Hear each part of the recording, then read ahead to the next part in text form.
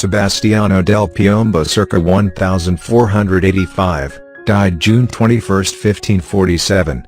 He was an Italian painter of the High Renaissance and early Mannerist periods, famous as the only major artist of the period to combine the coloring of the Venetian school in which he was trained, with the monumental forms of the Roman school. He belongs both to the painting school of his native city, Venice, where he made significant contributions before he left for Rome in 1511, and that of Rome, where he stayed for the rest of his life, and whose style he thoroughly adopted. He painted portraits and religious subjects in oils, and once he was established avoided the large fresco schemes that took up so much of the time of Raphael and Michelangelo. His earlier career in both Venice and Rome was somewhat overshadowed by the presence of clearly greater painters in the same city.